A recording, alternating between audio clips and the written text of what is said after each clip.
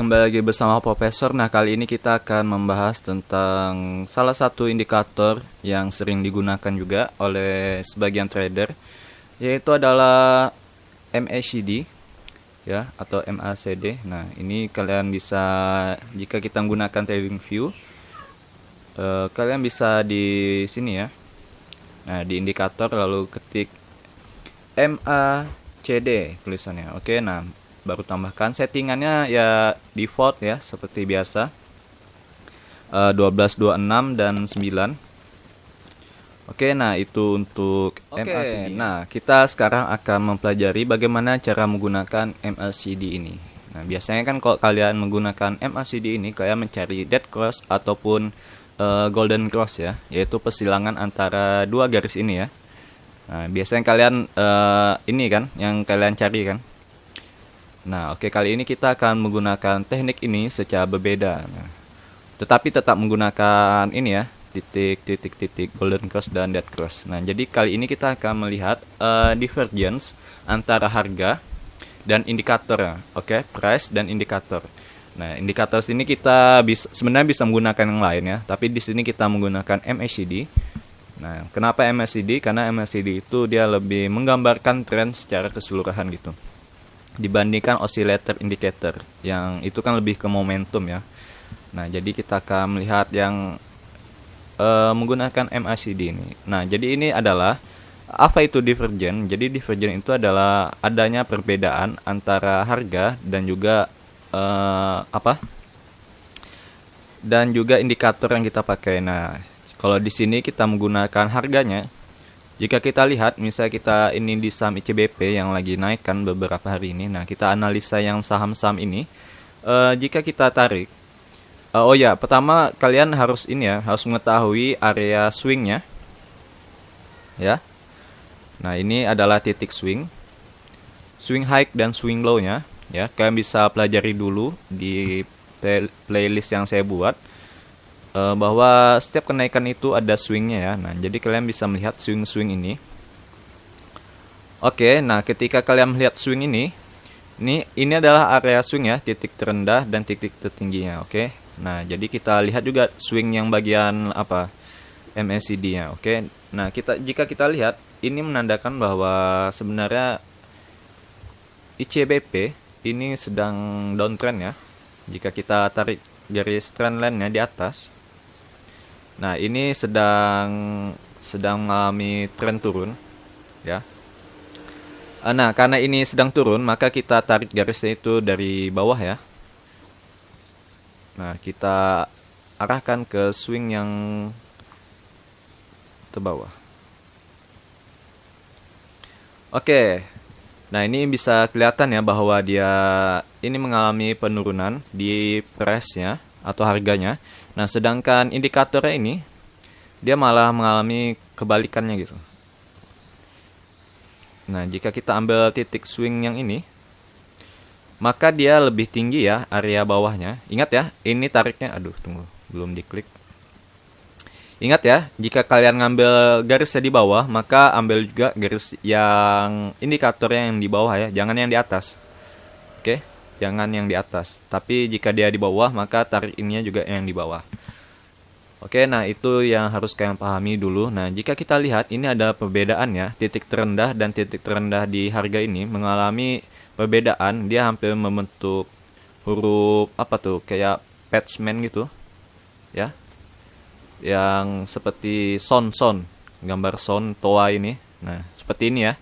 Cuman dia arah ke kiri. Ya, lambang speaker ini.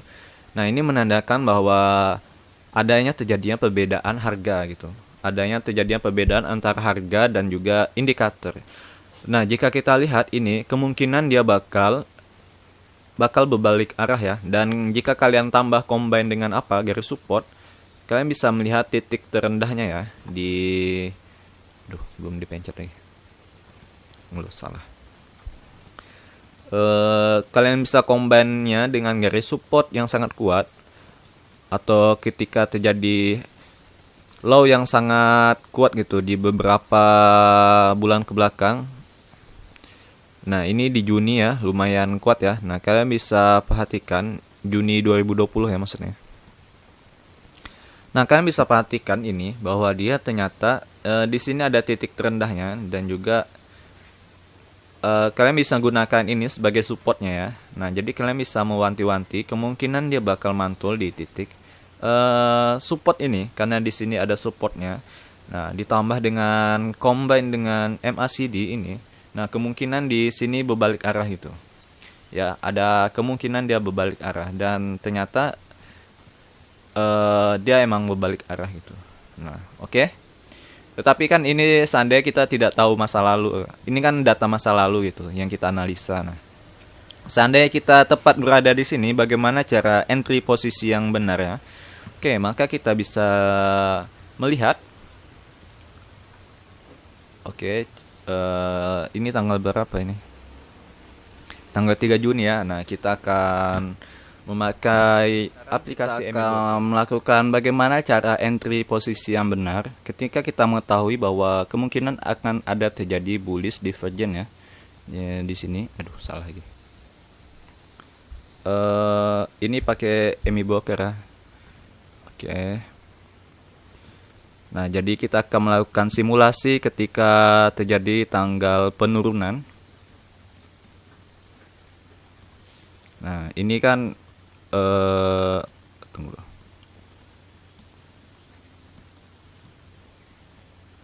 Oke. Yang pertama yang kalian ketahui adalah ketika terjadi misal ini kan di titik terendahnya ya swing dan kemudian dia naik. Nah, ini sudah kalian wanti-wanti ya di tanggal 30 bulan 5 ini sudah kalian perhatikan bahwa dia membentuk golden cross ya. Golden cross tetapi di atas golden cross pada tanggal inilah ya kita ambil pada tanggal 8 Maret. Nah, ini lebih tinggi dia ketimbang tanggal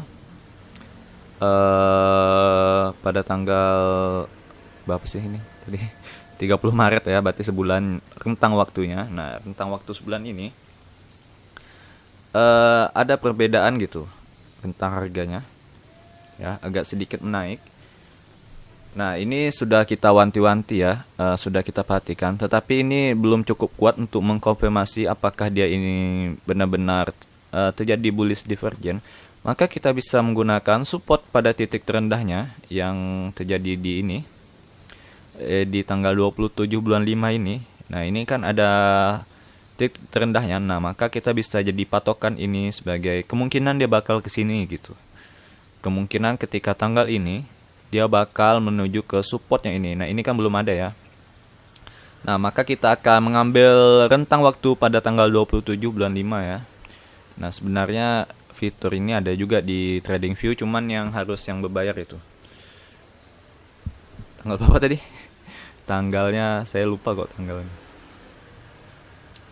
Oke, tanggal 30 bulan 5 ya. Nah, tanggal 30 bulan 5. Tanggal 30 bulan 5. Tanggal 30 bulan 5.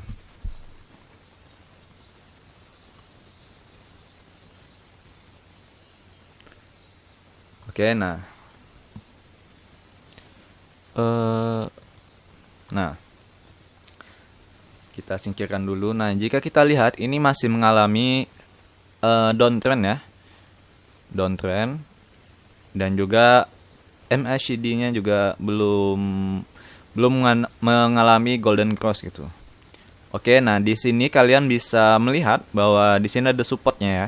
Tapi kalian jangan entry ketika di sini. Karena kemungkinan ini lumayan jauh ya jaraknya ya. Lumayan juga ke mau 7.800 ini lumayan jauh jaraknya. Dan juga cut loss-nya tentu saja di bawah garis ini ya, garis support ini. Nah, jadi adalah kalian entry-nya itu tunggu terkonfirmasi bahwa terjadi golden cross ya, golden cross yang seperti ini di MACD-nya atau maupun di sini juga mengalami ada sedikit break gitu. Nah, itu kalian bisa melihat gitu pola-pola pembalikan arahnya dari downtrend ini ya. Ini kan downtrend ya. Nah, kalian bisa lihat, maka kita akan play up. Aduh, kecepatan lagi.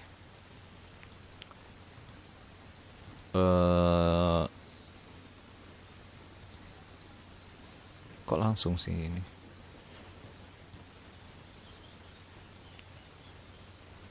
Nah, nah ini kan terjadi golden ya, golden cross. Dan juga ini terjadi candlestick yang sangat tinggi gitu, ya, seperti ini, bullisnya gitu, dan ini Marubozu ya, kita lihat ya. Nah, candle seperti ini. Nah, ingat ya, kalian bisa mulai melihat ini titik golden cross ya ini sudah lebih tinggi daripada golden cross yang sebelumnya gitu, ya, daripada yang ini. Nah, ini kalian bisa kemungkinan bakal terjadinya bullish divergence gitu. Nah, apakah di sini kita bisa entry? Sebenarnya bisa gitu. Cuman jangan tunggu ini terlalu tinggi ya. Terkadang saya tidak terlalu suka yang candle-candlenya terlalu tinggi seperti ini. Ya, kemungkinan dia akan koreksi itu ya. Ingat, sesuatu yang cepat naik maka dia akan cepat juga turun. Nah, tapi kalian bisa ya seperti yang swing pivot point itu, kalian bisa ngambil tengahnya jika mau masuk itu. Tetapi ini belum terjadi ini ya, belum terkonfirmasi, dan juga dia ingat dia masih ada support. Nah, jika kalian mau masuk juga sebaiknya entry pertama bisa kalian beli di sini ya, di 8.500. Nah, kita lanjutkan ke playnya. Nah, aduh, salah lagi. Nah, di sini ternyata dia malah menembus support yang kita gunakan, dan juga di sini ada support ya. Nah, jadi ada support sebelumnya. Nah, jika kalian tidak sanggup cut loss gitu, ya udah gitu. Kalian bisa average down di bawah. Nah, ini apabila terjadi kesalahan atau kita salah mengira bahwa dia akan berbalik arah itu, money management itu yang menentukannya. Jadi kalian bisa, kalau money management itu kalian bisa seperti piramida gitu ya. Kalian untuk yang di awal ini kalian bisa dengan rasio sekitar 30% dari modal. Lalu berikutnya itu 40, berarti berapa, 70 ya. Nah, dan berikutnya lagi 30 gitu. Jadi 3 kali pembelian gitu. Yang di bawah itu, yang average down terakhir itu yang lebih tinggi daripada yang pertama gitu. Nah, ini money management ya. Oke, ketika terjadi kesalahan, misalnya kesalahan analisa, maka kita lakukan seperti money management yang tadi, 3 kali pembelian ya. Jangan langsung all in gitu di sini. Apabila kalian melihat, nah ini kan dia menembus support yang ini ya. Ya, dan support ini sangat kuat loh ya, dan support ini sangat kuat dan dia menembus. Nah, ini bakal menuju ke support yang ini ya, maka kita akan melakukan play. Nah, di sini dia sideway. Oke, di sini terjadi panik ya, ini ARB ICBP, dan menyentuh titik tertinggi ya. Nah, ini sebenarnya kesempatan kalian beli ya. Bahkan ini kalian bisa lebih banyak porsinya ketimbang yang ya, harus lebih banyak daripada porsi yang pertama ini ya. Nah, kalian bisa beli di sini dengan porsi yang sangat banyak ketika ARB tersebut. Oke, apabila ternyata besoknya ternyata dia malah ini ya. Ternyata dia malah menembus support yang ini. Dan MACD-nya ini, nah ini kan masih rancu ya, kemungkinan dia bakal lebih turun daripada ini. Nah, maka ini wajib cut loss ya. Nah, maka kalian wajib cut loss di sini. Wajib cut loss ketika ternyata candle ini turun melewati support ini. Ya, dan juga MACD-nya ini, ingat ya, MACD karena kita menggunakan indikator MACD, ini apabila terjadi dead cross.